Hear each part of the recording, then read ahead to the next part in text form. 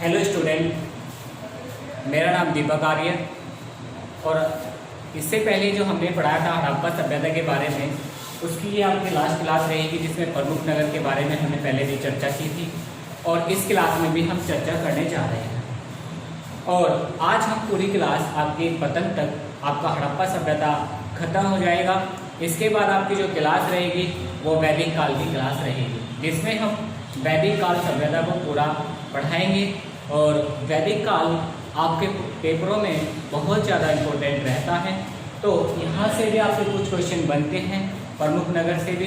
तो इसमें भी हम कुछ नगरों के बारे में चर्चा कर चुके हैं, जैसे हड़प्पा के बारे में भी चर्चा कर चुके हैं, मोहनजोदाड़ो के बारे में भी चर्चा कर चुके हैं और आपके लोथल के बारे में भी लगभग चर्चा कर चुके हैं। तो आज भी हम देखेंगे जो हड़प्पा सभ्यता के प्रमुख नगर हैं, कुछ जो इनसे अलावा रह गए हैं उनके बारे में चर्चा करते हैं। तो चलिए सबसे पहले आज हम नगर देखते हैं। इसमें आपका यहाँ पे एक नगर के बारे में और बात की थी हमने पिछली क्लास में, चनहुदड़ो।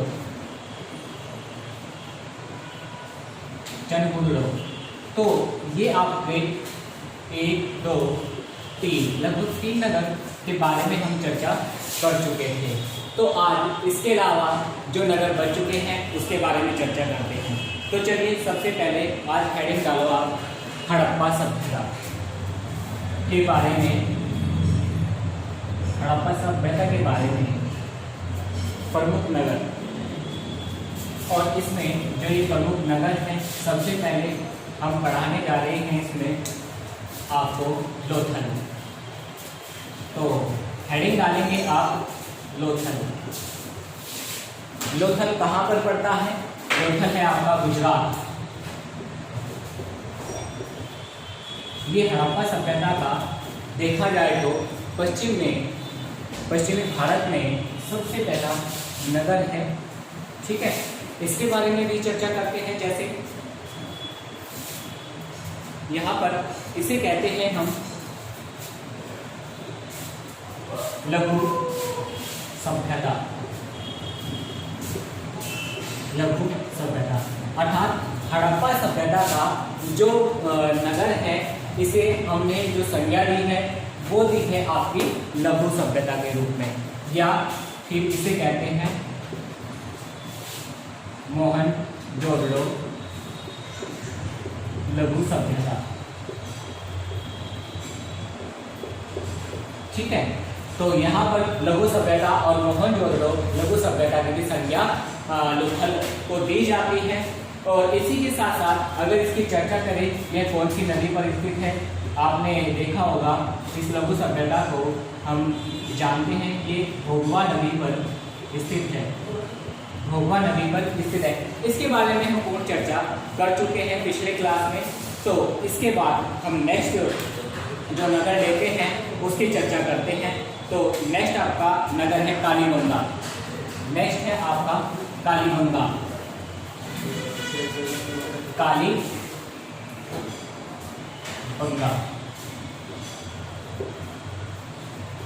ठीक है। तो कालीबंगा आपको हेडिंग डालनी है और इसमें लिखना है कालीबंगा का अर्थ, काली बंगा का जो अर्थ है काले रंग की चूड़ियां। काले रंग की चूड़ियां अर्थात जो काले रंग की चूड़ियां प्राप्त हुई है आपकी, वो कालीबंगा राजस्थान से प्राप्त हुई है। इसी के नाम पर इसका नाम कालीबंगा रखा गया। इसी के नाम पर कालीबंगा रखा गया। और यह कहाँ स्थित है इसके बारे में बात करें तो गंगानगर जिले में स्थित है। गंगानगर जिले में स्थित है। गंगानगर जिले में स्थित है। और 1951 में एक घोष ने इसको खोजा था। तो ए का नाम है यहाँ पे अमलानंद घोष, अमलानंद घोष। अमलानंद घोष ने इसको खोजा था। तो इसी की बात करें तो यहाँ पर जो प्रमाण मिलते हैं कालीबंगा में, वो जुटे हुए हल, मतलब जो हल है, जुटे हुए हल से जो खेतों का आपका कृषि की गई है, इसके प्रमाण यहाँ से मिले हैं। तो जुटे हुए हल से जो खेती के प्रमाण मिलते हैं वो कहाँ से प्राप्त होते हैं? आपके कालीबंगा राजस्थान से प्राप्त होते हैं। तो इसी के बारे में नेक्स्ट हम चर्चा करते हैं कि यहाँ पर जो कब्रिस्तान मिले थे या नहीं मिले थे। तो कालीबंगा के जो दुर्ग थे उनमें दक्षिण से पश्चिम में लगभग 300 मीटर की दूरी पर, दक्षिण से पश्चिम में लगभग, अगर दक्षिण से पश्चिम की बात करें तो यहाँ पर इस तरह से दक्षिण से पश्चिम में, अर्थात यहाँ पर जो इलाके में यहाँ पर मिले हैं आपके कब्रिस्तान के प्रमाण प्राप्त हुए हैं। और लगभग कितने 300 किलोमीटर की अगर आपकी बात करें तो यहाँ पर इसके प्रमाण प्राप्त होते हैं। 300 मीटर की दूरी पर 300 मीटर की दूरी पर जो प्रमाण प्राप्त होते हैं। और आप जानेंगे यहाँ से युगल समाधान के प्रमाण भी प्राप्त होते हैं कि यहाँ पर जो गुफाएं जो आपके कब्रिस्तान में जो बनाई जाती थी आपकी कब्र, तो उसमें युगल समाधान का भी प्रमाण मिलता है। मान लीजिए एक कब्र के अंदर 2 व्यक्ति को दफना देना, युगल समाधान का भी प्रमाण यहाँ से प्राप्त होता है। नेक्स्ट हम चलते हैं नगर पर दूसरे, आप ये लिखते जाइएगा। नेक्स्ट आपका नगर है यहाँ पर बनावली।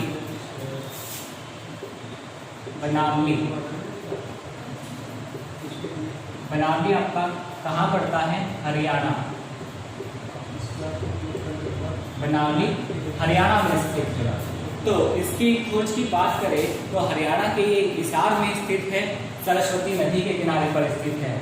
हरियाणा के हिसार में स्थित है और नदी कौन सी है? सरस्वती नदी पर, सरस्वती नदी पर स्थित है। और इसकी खोज के बारे में चर्चा करें तो इसकी खोज की थी आपकी 1974 में R.S. बिष्ट ने। 1974 में R.S. बिष्ट द्वारा इसकी खोज की गई थी।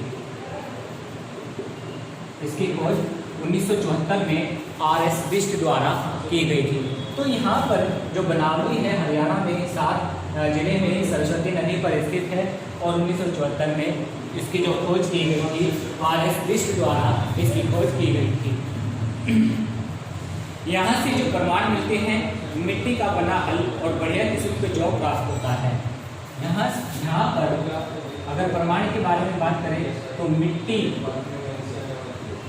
से बना हल, ये क्वेश्चन कई बार पूछा गया है। तो मिट्टी से बना हल के जो प्रमाण मिलते हैं कहाँ से प्राप्त होते हैं? बनावली हरियाणा से, अर्थात हिसार से प्राप्त होते हैं। और यहीं से आपका जो जौ के प्रमाण प्राप्त होते हैं, जो जौ हैं यहाँ से इसके प्रमाण भी प्राप्त आपके होते हैं। और बढ़िया किस्म की जौ रही है जिससे यहाँ पर प्रमाण मिलते हैं। लेकिन अगर बात करें तो बनावली में सिंधु की सबसे महत्वपूर्ण जो विशेषता है जल निकास प्रणाली का यहाँ पर अभाव रहा है। अगर जल निकास की प्रणाली की बात करें, जल निकास प्रणाली, तो जल निकास प्रणाली की यहाँ पर कोई व्यवस्था इस प्रकार की नहीं दिखाई दी। इससे पता चलता है कि यहाँ जल निकास प्रणाली नहीं रही होगी, क्योंकि इस पूरी सभ्यता के बारे में अगर चर्चा करें तो यहाँ पर जल निकास प्रणाली हर नगर में थी, लेकिन इस नगर में इसका अभाव था। क्या था? इसका आपका अभाव था। तो ये आपका बनावली राजस्थान हिसार हरियाणा में जो स्थित है इसके बारे में हमने चर्चा की है। ठीक है। नेक्स्ट आपका धौलावीरा। नेक्स्ट नगर है आपका धौलावीरा। हेडिंग डालेंगे आप धोलावीरा, धोलावीरा, ये वेरी इंपॉर्टेंट है आपका धोलावीरा। धोलावीरा के बारे में चर्चा करते हैं। ये गुजरात के कच्छ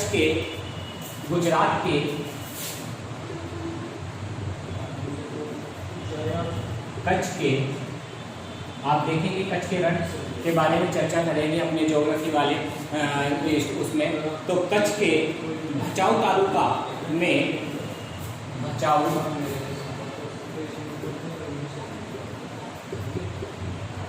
तालुका, यहाँ पर एक टापू है भचाऊ तालुका में खादिर नाम के एक द्वीप पर, कौन सा खादिर नाम का एक द्वीप है, उस पर स्थित है।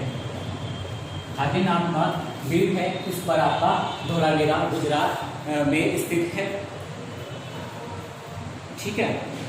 और इसकी जो खोज की थी, अगर चर्चा करते हैं तो इसकी जो खोज की थी 1967-68 में जेपी जोशी ने की थी। 1967-68 में जेपी जोशी द्वारा इसकी खोज की गई थी। जेपी जोशी द्वारा इसकी खोज की गई थी। आप सारी जो हम यहाँ पे आपको पॉइंट लिखा रहे हैं, मुख्य जो पॉइंट आपके चल रहे हैं, इनको आप लिखें जरूर। ठीक है। इससे आपकी जो क्लास आपका जो PDF रहेगा वो भी आपको मिलेगा, लेकिन आप अभी हमारे साथ लिखेंगे तो क्वेश्चन आपको याद करने में आसानी रहेगी। चलिए नेक्स्ट आपका चलते हैं। इसमें जो धोलावीरा का अर्थ क्या है, धोलावीरा का अर्थ क्या है। धोला का मतलब होता है आपका सफेद, क्या होता है सफेद। वीरा का मतलब क्या होता है आपका, अगर इसकी संधि करते हैं तो वीरा का मतलब होता है आपका कुआं, क्या होता है कुआं। वीरा का मतलब है यहाँ पर कुआं। तो इसका तात्पर्य क्या हुआ, इसका तात्पर्य हुआ कि ये एक सफेद कुआं के रूप में स्थित है। अगर इसके चर्चा करें तो कच्छ के रण है जो गुजरात के अंदर है, तो गुजरात का जो पश्चिमी तट है वहीं पे आपका अरब सागर स्थित है।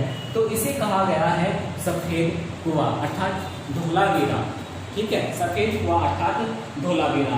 यह भारत में स्थित सिंधु नदी का दूसरा सबसे बड़ा नगर है।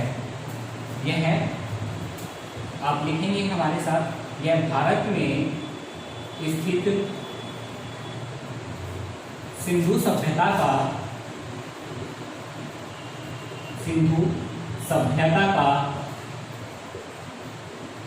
दूसरा सबसे बड़ा नगर है,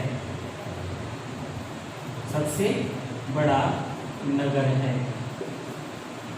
पहले की अगर बात करें तो भारत के प्रथम जो नगर कहलाए हड़प्पा सभ्यता का, तो भारत में जो सबसे बड़ा नगर कहलाता है वह कहलाता है आपका राखीगढ़ी। उसके बारे में भी चर्चा हम करेंगे।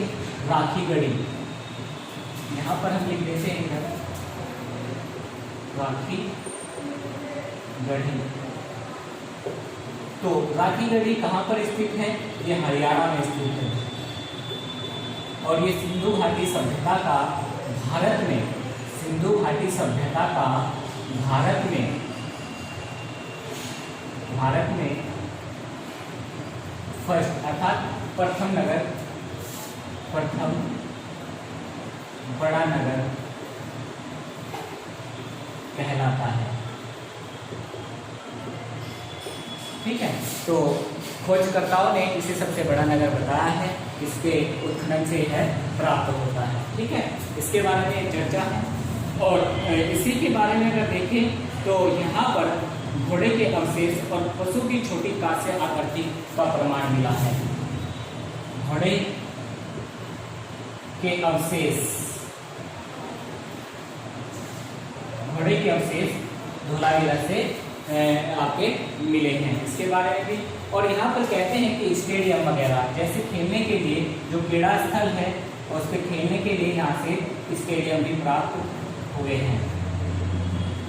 तो स्टेडियम के भी प्रमाण यहाँ से मिलते हैं। ये आपका धोलावीरा नगर था। तो इसके बारे में मोटी मोटी चर्चा करें। एक बात हो आपका धोलावीरा अर्थात सफ़ेद कुआं यहाँ पर वैसे कौन से कहाँ पर स्थित है? गुजरात के भचाऊ तालुका में खाद्य द्वीप पर यह स्थित है। इसकी खोज किसने की थी? 1967-68 में जेपी जोशी ने की थी और यह भारत में स्थित सिंधु घाटी सभ्यता का दूसरा सबसे बड़ा नगर है। और प्रथम नगर की अगर बात करें तो प्रथम नगर कौन सा है? आपने अभी हमने देखा था राखीगढ़ी प्रथम नगर इसमें माना जाता है। इसकी विशेषता क्या है? इसकी विशेषता की बात करें तो यहाँ से घोड़े के अवशेष मिले हैं और यह यहाँ पर क्रीड़ा स्थल के रिलीज के रहने का भी प्रमाण यहाँ से मिलता है। ठीक है, चलते हैं नेक्स्ट नगर पे। आपका नेक्स्ट नगर क्या है? चलते हैं आपका नेक्स्ट नगर है आपका सुक्केंगडोर।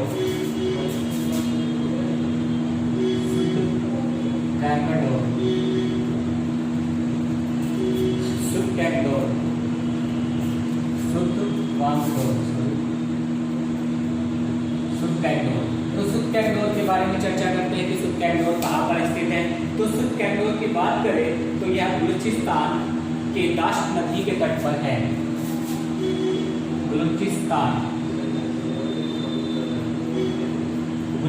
कहाँ पड़ता है आपका? पाकिस्तान में पड़ता है। और ये किस नदी पर स्थित है? दाश्त नदी पर स्थित है। दाश्त नदी पर स्थित है और इसकी खोज की थी 1927 ईस्वी में ऑरेंस्टाइन ने। 1927 ईस्वी में ऑरेंस्टाइन ने, ठीक है, इसकी खोज करने वाला ऑरेंस्टाइन। अगर इसकी चर्चा करें तो यह हड़प्पा सभ्यता का सबसे पश्चिमी नगर है। हड़प्पा सभ्यता का सबसे पश्चिम नगर, हड़प्पा सभ्यता का सबसे पश्चिमी नगर है। तो यहाँ पर इस प्रकार से हम इनके नगरों की चर्चा कर लेते हैं। नेक्स्ट आपका रहेगा रोपड़।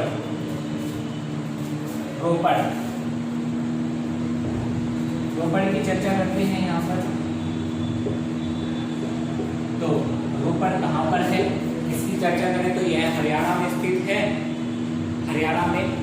है और पंजाब प्रांत जो सतलज नदी पर स्थित है। सतलज नदी पर स्थित है,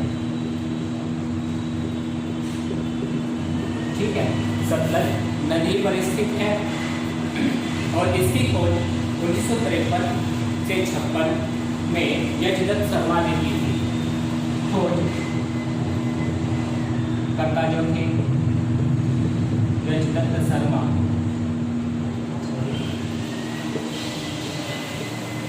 1953 से 56। तो उसकी खोज करता कौन है आपके? ये है आपके यशदत्त शर्मा। और आधुनिक जो इसका नाम है रोपड़ का आधुनिक जो नाम है इसका, आज इसे कहते हैं रूपनगर। आज इसका जो नाम है यह है रूपनगर। और इसी जगह पर आपको जो यहाँ से कब्रिस्तान से मनुष्य के साथ पालतू कुत्ते के दफनाए जाने का भी प्रमाण मिलता है। यहाँ पर मनुष्य के साथ पालतू कुत्ते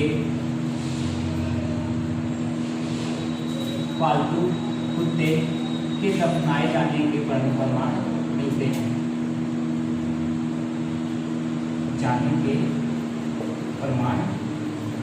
हैं।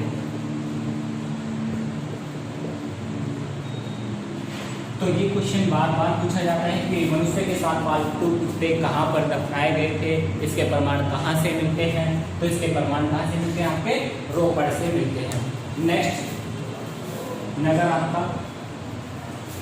नेक्स्ट नगर की चर्चा करते हैं आपकी राखीगढ़ी।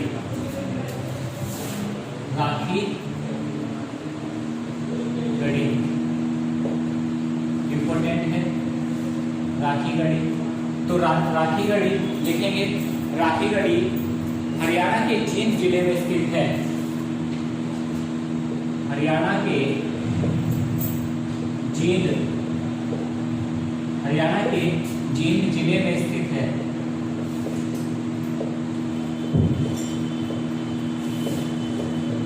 और इसके बारे में चर्चा हो चुकी है। ये है भारत में सबसे बड़ा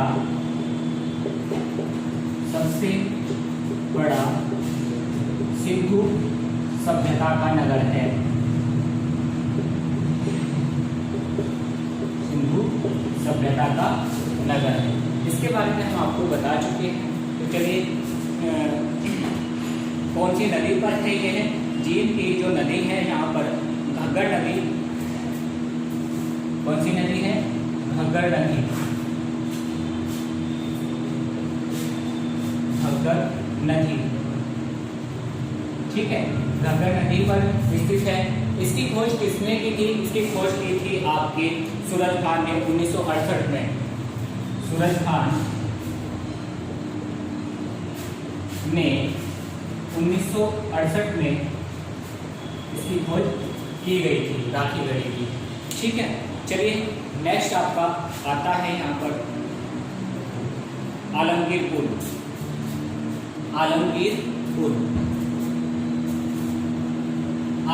पुल मेरठ में स्थित है। आलमगीर पुल मेरठ में स्थित है और यह हड़प्पा सभ्यता का सबसे पूर्वी नगर है। हड़प्पा सभ्यता का सबसे पूर्वी नगर कहलाता है। और यह हिंडन नदी पर स्थित है। हिंडन नदी पर स्थित है। तो इसके जो खोजकर्ता है 1958 में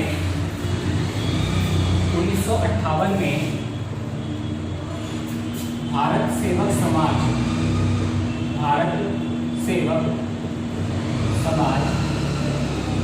द्वारा इसकी खोज की गई थी। भारत सेवक समाज द्वारा इसकी खोज की गई थी। नेक्स्ट है आपका मांडा। इंपोर्टेंट है मांडा, ये आपका जम्मू कश्मीर में स्थित है। JNK जम्मू कश्मीर में स्थित है। और हड़प्पा सभ्यता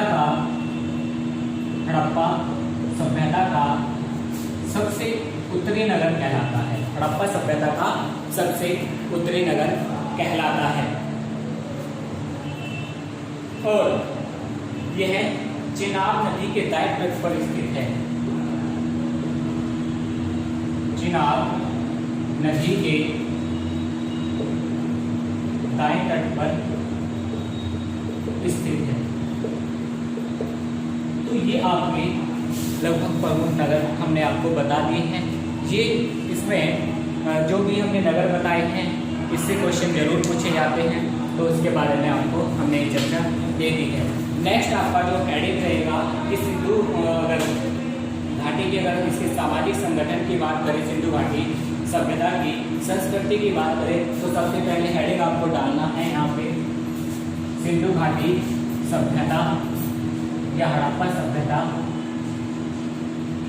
की संस्कृति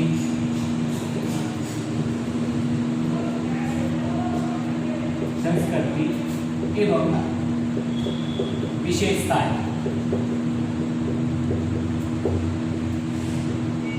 विशेषताएं के बारे में चर्चा हम यहाँ पर करेंगे। ये आपकी हेडिंग रहेगी। तो सबसे पहले देखेंगे आप यहाँ पर राजनीतिक संगठन, इसके बारे में हम चर्चा करेंगे। राजनीतिक संगठन, ठीक है। तो राजनीतिक संगठन आपकी इसमें सबसे पहले हेडिंग रहेगी। तो राजनीतिक संगठन के बारे में बात करें तो यहाँ पर देखा जाए इस सभ्यता में यहाँ कोई ना कोई उच्च केंद्रित राजनीतिक संगठन जरूर रहा होगा, क्योंकि यहाँ पर चर्चा की जाती है कि यहाँ पर कहते हैं पुरोहित जो शासन व्यवस्था है यहाँ पर वही होगी। लेकिन इस प्रकार से अनुमान लगाया जाता है कि यहाँ पर जो हड़प्पा सभ्यता है और आपका प्रमाण जो प्राप्त होते हैं कि राजनीतिक संगठन यहाँ पर रहे होंगे या नहीं रहे होंगे, इसके बारे में यहाँ पर कहते हैं कि हड़प्पा और मोहनजोदड़ो को जुड़वा बहनों के रूप में अर्थात जुड़वा सभ्यता के रूप में उनको बोला जाता है अर्थात कहा जाता है। तो इसके बारे में हम यहाँ पर अब चर्चा करने वाले हैं। तो राजनीतिक संगठन में यही यहाँ पर बताया गया है कि हड़प्पा का जो हड़प्पा सभ्यता का शासन संभवतः वर्णिक वर्ग के हाथों में था, वर्णिक वर्गों के हाथों में था, वर्णिक वर्गों के हाथों में था। तो इसके बारे में यहाँ पर ये चर्चा प्राप्त होती है। नेक्स्ट आपका सामाजिक संगठन, सामाजिक संगठन। समाज किस प्रकार से रहता होगा। एक तो नगरीय सभ्यता थी, इसके बारे में हम चर्चा कर चुके हैं पिछली वीडियो में। और सामाजिक संगठन में की चर्चा करें तो इसको भी यहाँ पर 3 वर्गों में बांटा गया है, 3 वर्गों में बांटा गया है। तो 3 वर्ग कौन से थे, इसके बारे में यहाँ हम लिखेंगे 3 वर्गों में बांटा गया है। तो पहला वर्ग है यहाँ पर विशिष्ट वर्ग, विशिष्ट वर्ग। दूसरा वर्ग है आपका यहाँ पर देखा जाए, दूसरा वर्ग है यहाँ पर नगर से जुड़ा हुआ खुशहाल वर्ग, जिसे कहते हैं मध्यम वर्ग, मध्यम वर्ग। और यहाँ पर तीसरा वर्ग है आपका जो आपकी श्रेणी रहती है यहाँ पर तीसरी, उसे कहते हैं यहाँ पर कमजोर वर्ग या निम्न वर्ग भी आप यहाँ पर कह सकते हैं, कमजोर वर्ग। तो विशिष्ट वर्ग में कौन व्यक्ति रहते थे, विशिष्ट वर्ग में रहते थे जो ऊंचे वर्ग के व्यक्ति थे, ऊंचे कुल के व्यक्ति थे, तो उन्हें विशिष्ट वर्ग में रखा जाता था। अर्थात इसके बारे में चर्चा करें तो यहाँ पर जो विशिष्ट वर्ग वाले थे वो खुशहाल व्यक्ति रहते थे। अर्थात जो विशिष्ट वर्ग की अगर बात करें तो यहाँ पर जो नगर दुर्ग से जुड़ा हुआ था, और ये पूरा का पूरा आपका ऊंची कुल के व्यक्ति रहते थे। और बात करें यहाँ पर मध्यम वर्ग की, तो यहाँ पर जो आपके हर्ष रूप से, खुशहाली रूप से जो रहते थे वो आपके मध्यम वर्ग में रहते थे। और कमजोर वर्ग की अगर बात करें, जैसे आपके शूद्र से, जैसे आपके शिल्पकार वगैरह हो गए, ये जो प्रकार के लोग रहते थे, चालुकार वगैरह हो गए आपके, तो ये लोग रहते थे यहाँ पर आपके कमजोर वर्ग में। तो इसको सामाजिक संगठन को इन्होंने 3 वर्गों में बांटा है, विशिष्ट वर्ग, मध्यम वर्ग और कमजोर वर्ग में इसको बांटा गया है। तो इसके बारे में पूर्ण रूप से इस प्रकार से आपकी चर्चा रहती है। और स्त्रियों की जो दशा थी यहाँ पर सामाजिक संगठन के अंदर, इसके बारे में चर्चा करते हैं।